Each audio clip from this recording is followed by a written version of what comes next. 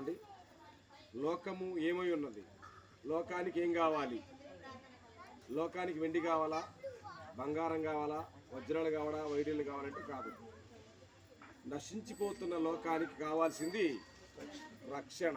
కాబట్టే కదా లోకస్వార్త 19:10 నశించిన దానిని రక్షించుటకు మనిషి కుమారుడు ఈ లోకమునకు వచ్చును అన్నాడు. నశించిపోయేది వెండి బంగారాలు కాదు. దేవుడు మానవుని ప్రేమించి ఇచ్చినటువంటి జీవాత్మ అనేటువంటి దేవుని స్వరూపం. అదే కదా ఆదికాండం 2:17 చెప్తాడు. 2:7 దేవుడైన యెహోవా నేల మట్టితో నరుని నిర్మించి వారి నాసికారంధ్రంలో జీవాయువుని వదగ నరుడు ఏమయ్యాడు? జీవించే ఆత్మ అయ్యాడు. కాబట్టి ఆ ఆత్మ అనేది ఆ నరకంలో నశించిపోకుండా ఉండడానికి దేవుడు ఒక శ్రేష్టమైనటువంటి మార్గాన్ని మన కొరకు ఆలోచన కలిగి ఉన్నాడు. ఎప్పుడిది? దాన్ని పేతురు జ్ఞాపకం చేశాడు. జగత్తుకు పునాదులు వేయబడకమునిపే యేసుక్రీస్తు వారిని ఈ లోకానికి నియమించాడని చెప్పుకొచ్చాడు. దీనికి రక్షకుడుగా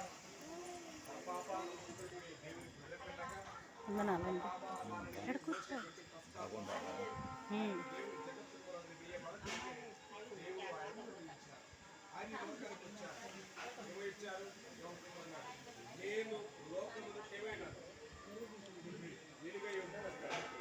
నేను ఈ లోకానికి వెలుగయ్యాను అని చెప్తున్నాను. కానీ వెలుగనేది లోకంలో ఉంది, కానీ లోకము వెలుగు గ్రహించిందా? ఎందుకని? చీకటిలో ఉన్న ప్రజలు వెలుగును గ్రహించేదని అర్థం ఏంటంటే చీకటి మీద ఉన్నటువంటి వ్యామోహం అంత అపరిమితంగా ఉండడం కారణం చేత వారు చీకట్లోనే ఉన్నారు, వెలుగుని గ్రహించలేదన్నది గ్రంథం బోధించే వాస్తవాలు. అంటే మరొక సంగతి ఏంటంటే యేసుక్రీస్తు ఈ లోకానికి పుట్టిన తర్వాత ఇందాక అమ్మగారు పాడబడారు సీతమ్మ గారు, జ్ఞానులు ఆధారం చేసుకుని వచ్చారు. దీన్ని ఆధారం చేసుకొని నక్షత్రాన్ని ఆధారం చేసుకుని నక్షత్రమే వారికి దారిని చూపింది అని చెప్పి గ్రంథం మనకు చదువుతూ ఉంటాం మనం. కానీ అంతకంటే స్థిరమైన ప్రవచన వాక్యం మనకున్నది అని చెప్పాడు పేతురు. నిజంగా ఆనాటి జ్ఞానులు దేన్ని తీసుకుని వచ్చారు? తూర్పు దిక్కున్నటువంటి నక్షత్రాన్ని చూసుకొని వారు దాన్ని ఫాలో అయ్యి యేసుక్రీస్తు వారిని అనుసరించారు. కానీ నేడు క్రైస్తవులుగా జ్ఞానులుగా కావాల్సిందేంటి? ఏం కావాలా?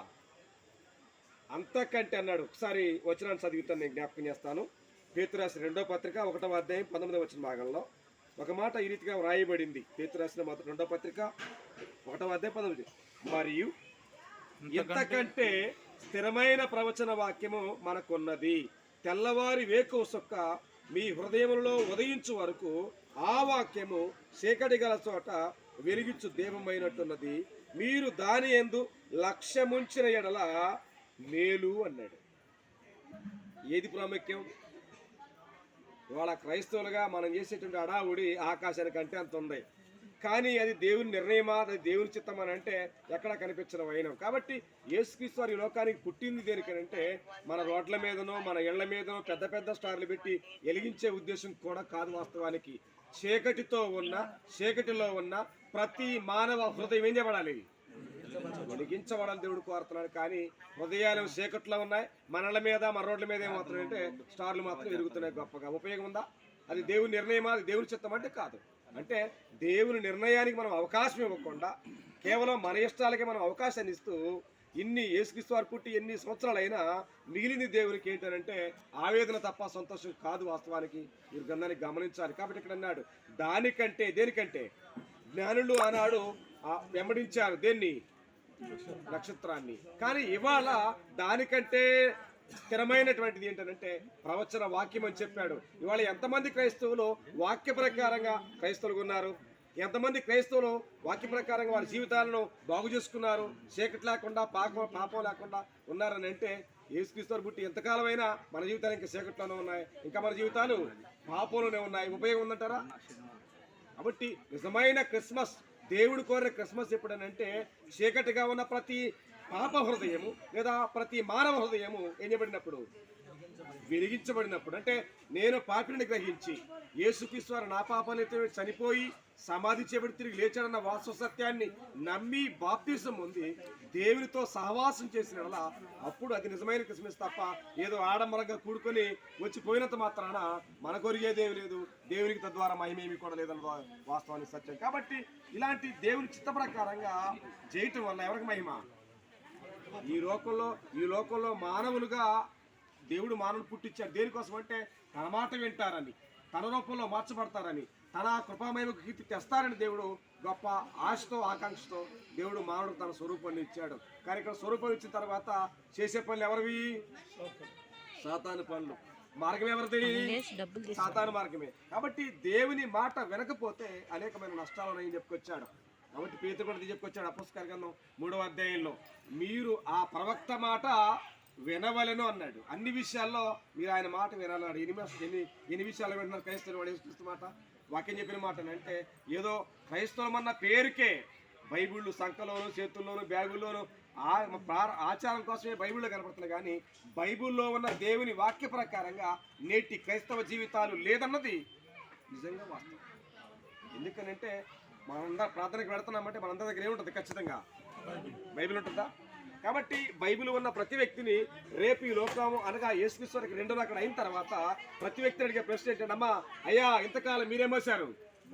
బైబిల్ మోసారు. మరి ఆ బైబిల్ మీరు మోస్తున్న బైబిల్ ప్రకారంగా మీ భక్తి ఉందా, మీ విశ్వాసం ఉందా, మీ ప్రార్థనా జీవితం ఉందా అని అడిగితే దానికి ఖచ్చితమైన సమాధానం మన దగ్గర ఉందా? లేకపోతే మనం ఏమవుతాం? ఆదాము దగ్గర సమాధానం లేకపోయింది, ఏమయ్యాడు? ఆదామా నువ్వు ఎక్కడన్న ప్రశ్నకు ఆయన దగ్గర సమాధానం లేక ఎక్కడో చెట్లు చాటున దాక్కొనవలసి వచ్చింది. కాబట్టి ఈ లోకంలో జీవించే ప్రతి మానవుడు 2024వ సంవత్సరం అనేటువంటి కిరీటాన్ని వదిలి 2025లోకి పెడుతున్నాం. దానికి కారణం అది మన గొప్పతనం కాదు, మన జీవితాలని, మన బ్రతుకుల్ని మనం బాగు చేసుకుంటాం అనేటువంటి ఉచితమైన కృపలో దేవుడు 2025 సంవత్సరం దయా కిరీటాన్ని దేవుడు మనకి ఇస్తూ ఉంటాడు. కానీ ఆ సంవత్సరం మనం ఆడంబరాల కోసమో, పనుల కోసం, ఉద్యోగాల కోసం అనుకుంటున్నాం. కానీ దానికోసం కాదు, విలువైన విశిష్టమైన మన జీవితాన్ని మనం ఏం చేసుకోవడామని, బాగు చేసుకుంటామని, మార్పు చెందుకుంటామనేటువంటి గొప్ప ఆలోచనతో దేవుడు అట్టి అవకాశాన్ని మనకి ఇస్తున్నారు. కానీ మనం ఏం చేస్తున్నాం?